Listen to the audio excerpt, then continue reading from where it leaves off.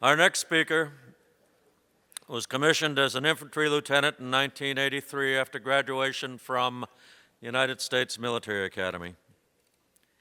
He has served in a variety of command and staff positions in the United States, Germany, Kosovo, Kuwait, and Iraq. He is currently assigned as the Director of Strategy, Plans, and Policy, Office of the Deputy Chief of Staff. In this capacity, he is responsible for developing, articulating, and advancing strategic plans, concepts, and policies that shape the geostrategic security environment and allow Army senior leaders to meet national security requirements.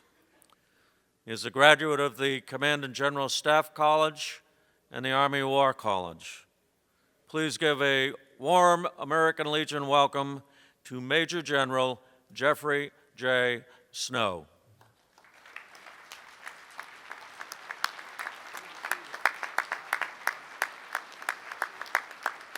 Thanks, sir. Thanks very much.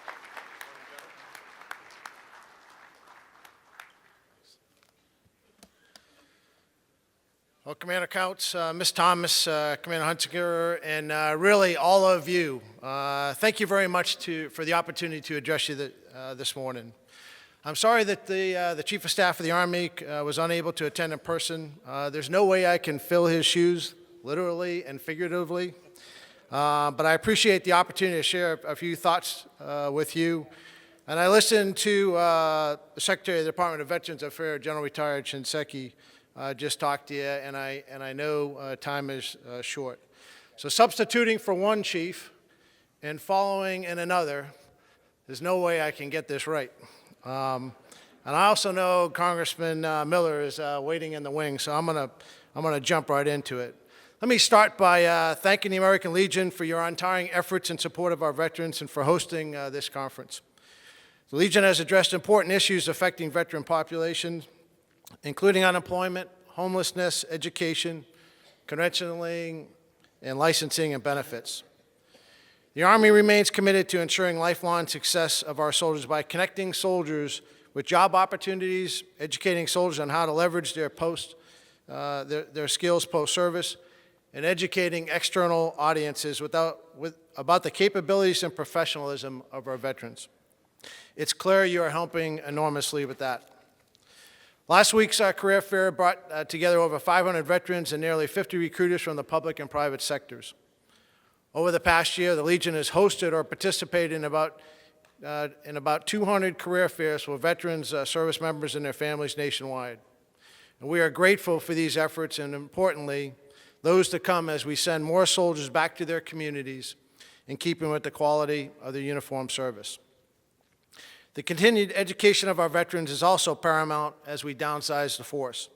The Legion's Veterans Education Symposium successfully teamed stakeholders together to share best practices on how best to support our student veterans, ensuring they complete their educational goals. It is clear to all of us in uniform that you are doing a lot. What I'd like to do is highlight a few of the initiatives we're doing in the Army. On August 29th of 2011, a transition policy memorandum was signed by the Secretary of the Army and distributed to commanders and leaders throughout the Army. The Transition Policy Initiative included establishing the Army Career and Alumni Program, ACAP, and it was referenced earlier this morning, as a commander's program ensuring every soldier begins mandatory transition counseling and planning no later than 12 months before separating or demobilizing. It also mandated the individual transition plan, aligning integrated education and employment services, and functions under a single proponent, and expanded virtual services for career and educational counseling before, during, and after deployments. The Chief of Staff of the Army created the Soldier for Life Office, represented by Colonel Mike Koss, who's here today, to enable Army, government, and community efforts to facilitate successful reintegration of our soldiers, veterans, and their families in order to keep them Army strong and instill their values, ethos, and leadership within communities. As this group knows all too well, the nation's soldiers and families have experienced the pressures and consequences of an Army in continuous combat. As we prepare for the Army of 2020, we need to enhance the resiliency of our soldiers and families.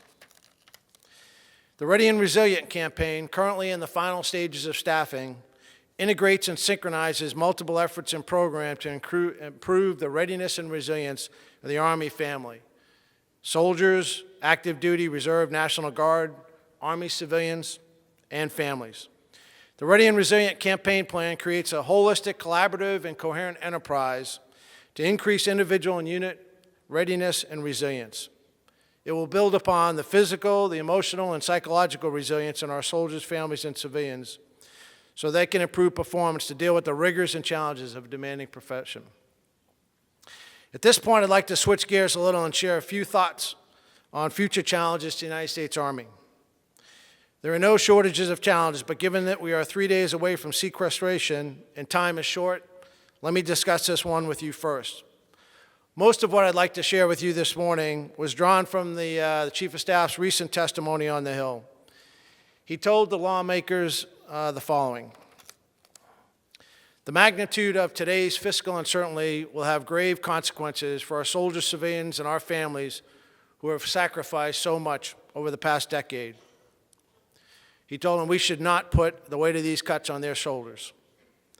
If nothing is done to mitigate the effects of operations on our continuing resolution, shortfalls in our funding of overseas operations, and the enactment of sequestration, the Army will be forced to make dramatic cuts in its personnel, its readiness, and its modernization programs, all of which puts our national security and our ability to execute its strategic guidance at risk. Now, the Army faces two specific problems. We face an immediate problem in fiscal year 2013, and we've got a longer-term problem due to the potential of full sequestration. The Chief made it clear that as we prioritize, we will always ensure that the soldiers in Afghanistan and those next to deploy, as well as those in Korea, are properly equipped and trained. Then we will continue to ensure the readiness of what we refer to as a Global Response Force at Fort Bragg, which is on call to respond to unexpected threats to the United States. We're also taking steps right now to reduce expenditures and planning for budgetary shortfalls. We are curtailing training for about 80% of all of our ground forces. We've canceled all but one of our brigade-level training center rotations for non-deploying forces. These training cancellations will impact our unit's basic warfighting skills. It will also induce shortfalls across other critical specialties, including aviation, intelligence, engineering, and our ability to recruit new soldiers into the Army. We'll also reduce work at our Army depots, which will delay the reset of equipment that's coming out of Iraq and is coming out of Afghanistan. Such a rapid decline in our ability to train and maintain the force will result in low levels of readiness, and it could be as early as 6 months from now.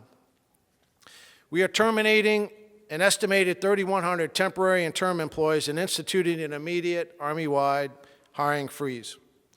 We've also initiated plans to furlough up to 251,000 civilians for 1 day a week for 22 weeks, in full recognition of the risk of decreased productivity, morale, and the loss of 20% of their pay while furloughed.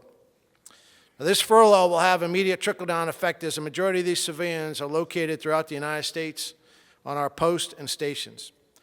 Their spending directly impacts local economies and contributes towards state and local taxes.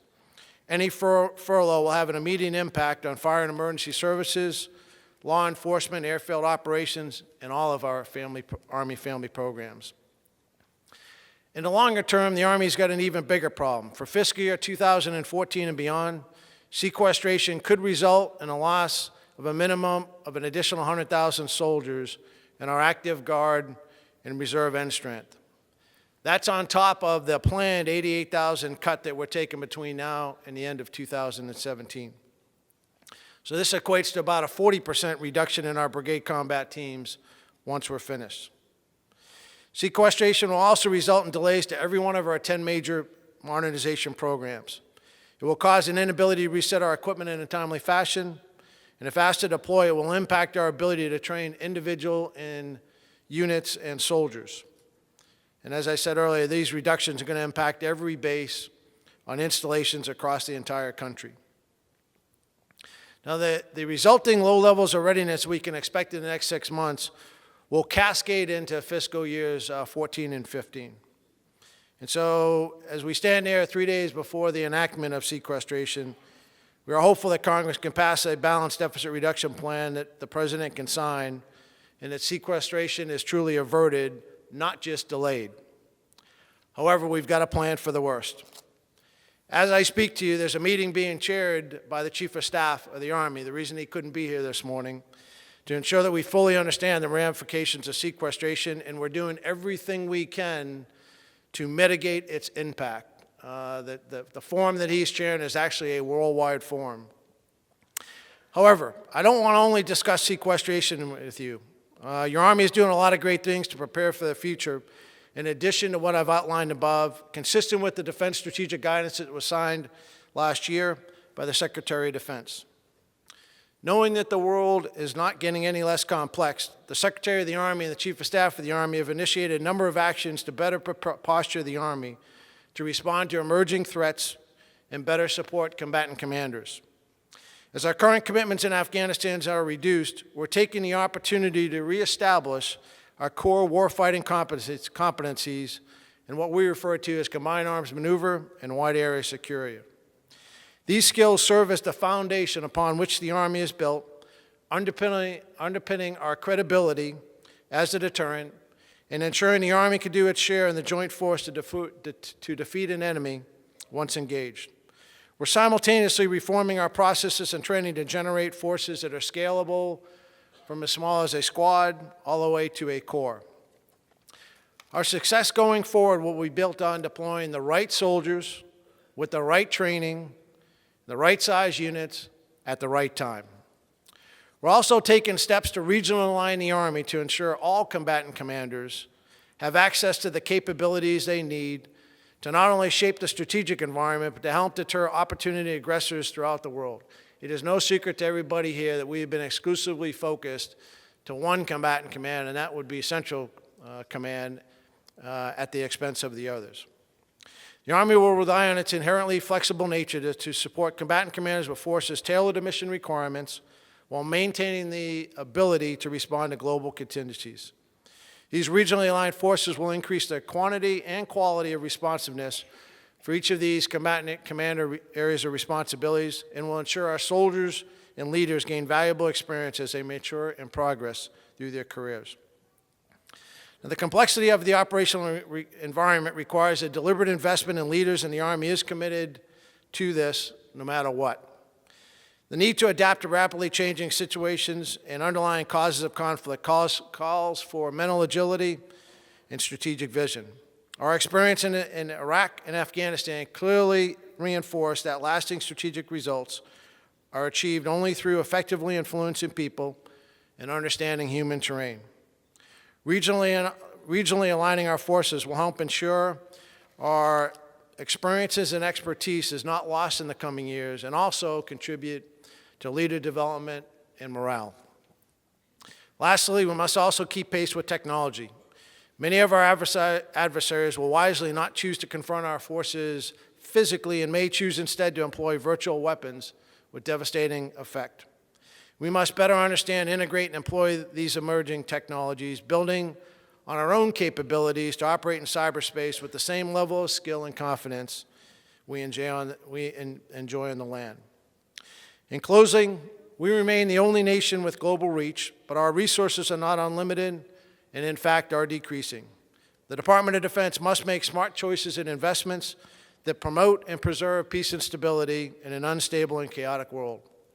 The Army, as a critical member of the Joint Force, is underpinning strategic deterrence and providing a stabilizing presence as we confront future challenges.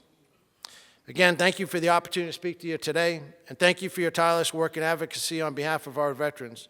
The American Legion continually achieves real results that help provide our veterans a quality of life commensurate with the quality of their service to this great nation.